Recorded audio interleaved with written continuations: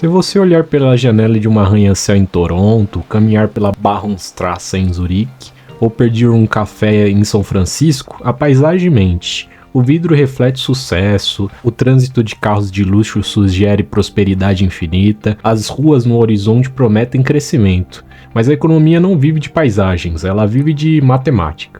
E pela primeira vez em quase 2 décadas, a matemática parou de fechar para as cidades mais ricas do mundo. Durante anos, vive sob o efeito anestésico do dinheiro barato. Taxas de juros próximo a zero permitiram que governos, empresas e famílias construíssem impérios de dívidas sobre alicerces de papel.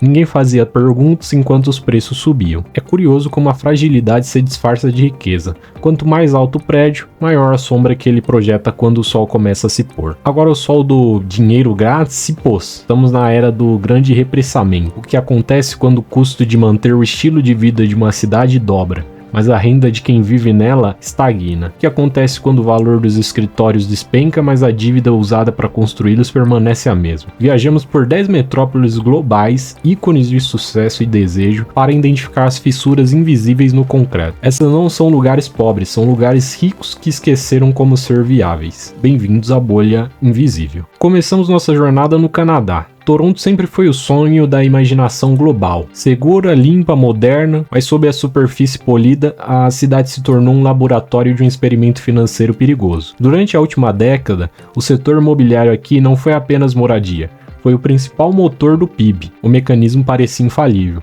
Você compra um apartamento, ele valoriza 10% ao ano. Você usa essa valorização para comprar outro. Mas havia um detalhe técnico no contrato, a taxa variável. Diferente dos Estados Unidos, onde você fixa os juros por 30 anos, no Canadá milhões de hipotecas flutuam ou precisam ser renovadas a cada 5 anos.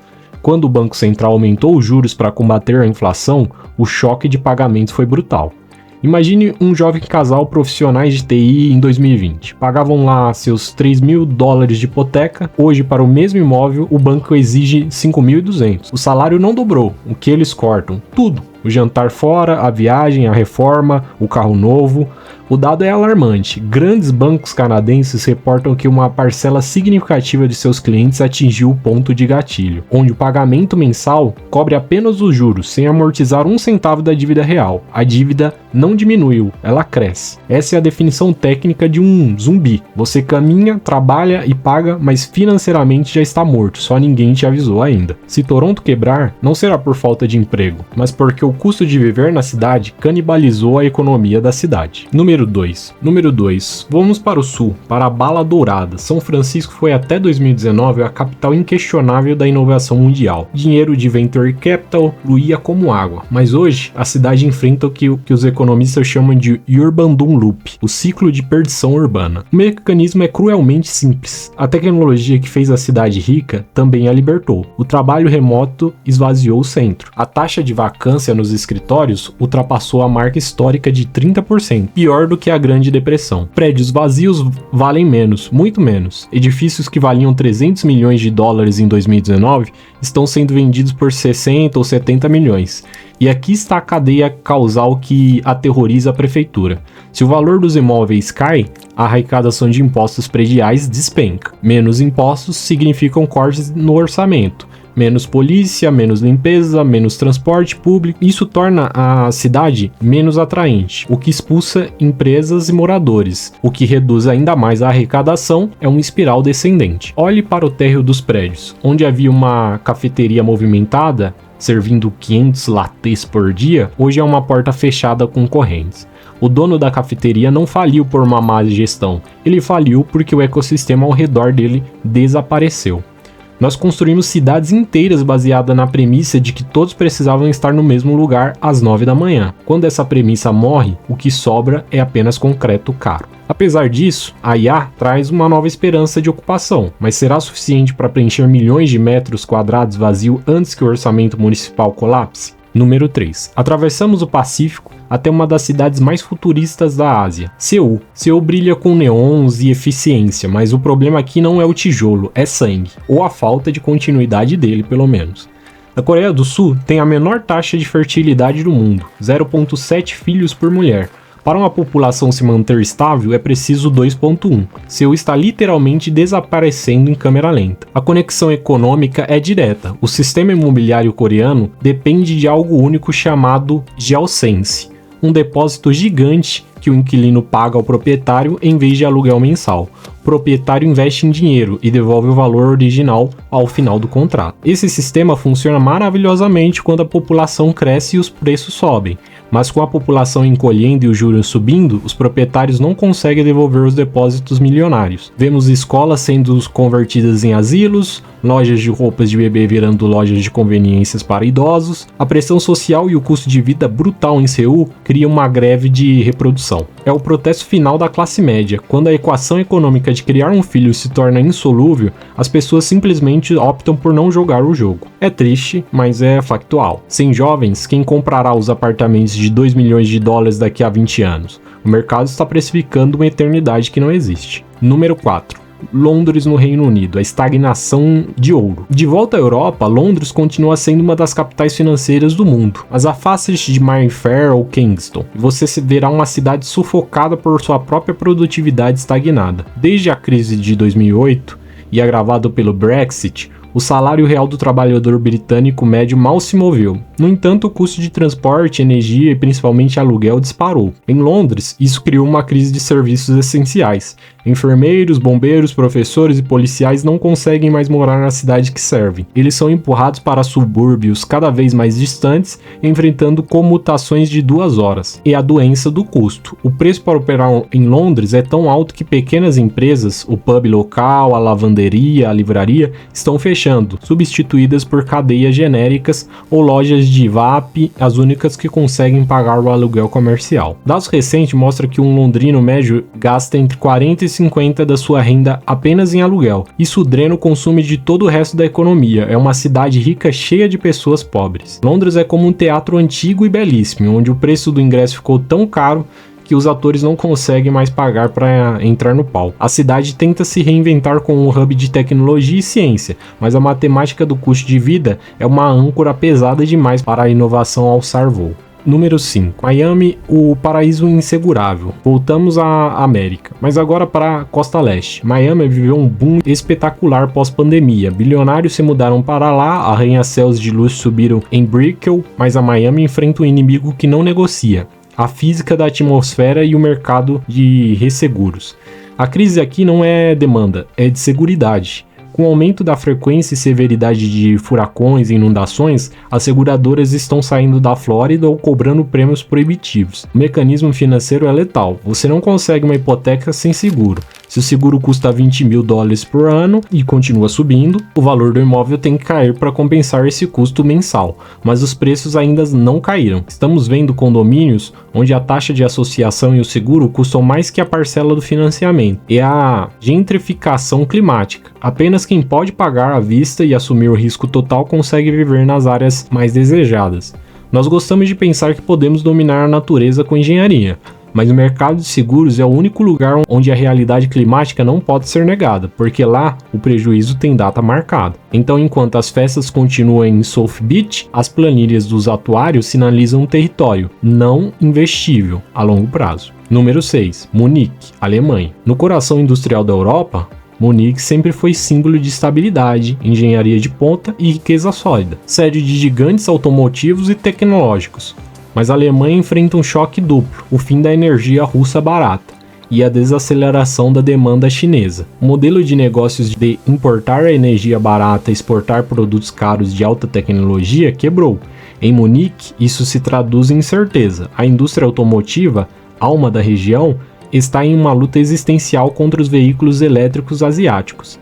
Se as fábricas reduzem a produção, os fornecedores sofrem, os engenheiros perdem bônus e o setor de serviços de luxo da cidade sente o golpe imediatamente. Vemos pela primeira vez sinais de desindustrialização, empresas alemãs abrindo fábricas nos Estados Unidos ou na China, não para expandir, mas para fugir dos custos de energia locais. O mercado imobiliário alemão, historicamente avesso a bolhas, viu os preços caírem mais de 10% em termos reais recentemente, mas essa cultura que valoriza a prudência e a poupança, ver o valor no patrimônio encolher é um choque psicológico profundo. A competência técnica ainda está lá, as máquinas são perfeitas, mas o mundo mudou as regras do jogo enquanto a Alemanha ainda estava lendo o manual anterior. 7. Sydney, Austrália. Sydney é abençoada, com uma beleza natural e qualidade de vida, mas também é o palco de uma das guerras de classes mais silenciosas do mundo.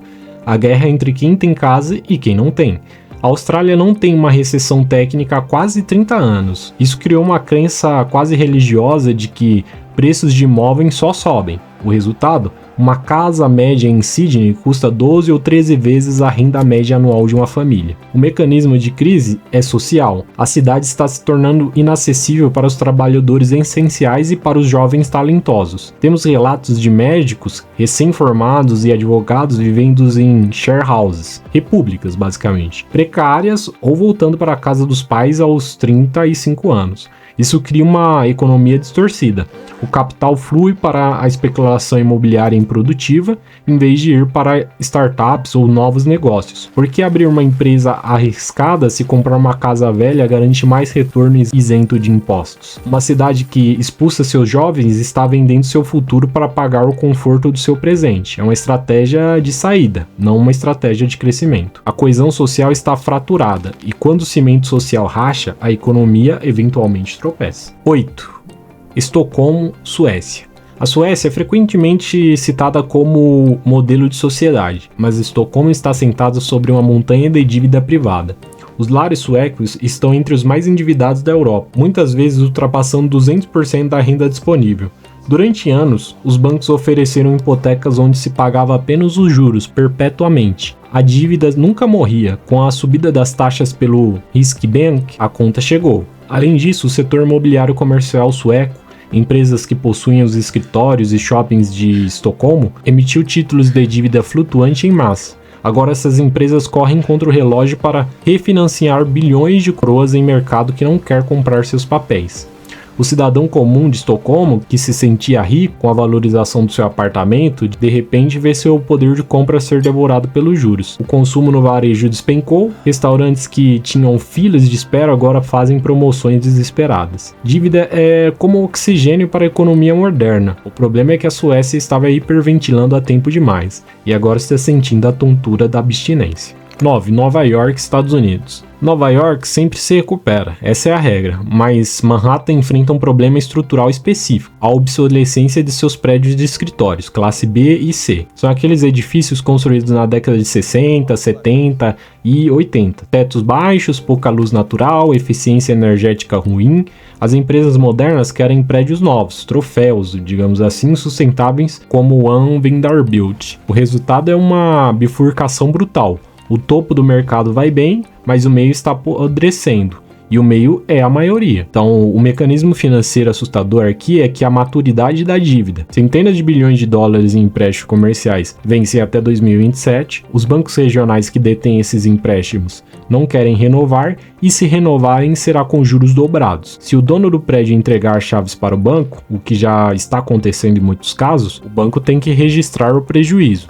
Se muitos bancos registram prejuízo ao mesmo tempo, o crédito seca para todo mundo, para a padaria no Brooklyn e para a startup no Queens. Então, caminhar pela Terceira Avenida hoje é ver que gigantes do aço e vidro financeiramente são fantasmas. Elas estão lá, são sólidos, mas o dinheiro que os sustentava evaporou. Nova York está tentando converter escritórios em moradia, mas é caro, complexo e lento. A matemática por enquanto não fecha. 10. Xangai, China. Então, para fechar, olhamos para onde o superfície imobiliário global começou e onde ele está colapsando com mais força. A China, Xangai, é a vitrine do milagre chinês, mas também é o epicentro da correção. O modelo de construir para gerar PIB atingiu seu limite físico. Incorporadoras gigantes faliram. Apartamentos comprados na planta nunca foram entregues. A confiança do consumidor chinês, que guardava 70% de sua riqueza em imóveis, foi abalada. E por que isso importa para as outras 9 cidades da nossa lista? Porque a riqueza chinesa comprou apartamentos em Sydney, em Londres, em Toronto, em Nova York e por aí vai. Se a classe média e alta chinesa precisar de liquidez para cobrir perdas em casa, eles vendem os ativos no exterior. Estamos vendo o início de uma pressão de venda global vinda do Oriente. Então o mundo está conectado não apenas por cabos de internet, mas por cadeias de dívida. Um calote em Xangai pode ser o motivo pelo qual o apartamento em Vancouver fica à venda amanhã mesmo. O que conecta Toronto, São Francisco, Munique e as outras? Todos apostam em uma continuidade que não existe mais. Apostam que os juros seriam baixos para sempre, que a energia seria barata para sempre e que os imóveis sempre valeriam mais amanhã do que hoje. Isso não é o fim das cidades. Cidades são organismos resilientes. Elas não morrem facilmente. Detroit caiu, mas está se reinventando. Nova York sobreviveu aos anos 70. Mas estamos entrando em uma fase de dor necessária. Preços precisam cair para a realidade voltar. Dívidas impagáveis precisam ser perdoadas ou reestruturadas. O estilo de vida precisa se ajustar à nova matemática. Para o investidor é um campo minado, para o trabalhador um período de aperto. Mas para as cidades em si pode ser a chance de um renascimento. Se o custo de vida cair, talvez os artistas voltem, talvez os jovens possam sonhar de novo. A crise no fundo é apenas a realidade batendo na porta, cobrando a fatura da nossa exuberância. A festa acabou, agora é hora de limpar o salão e ver o que sobrou inteiro.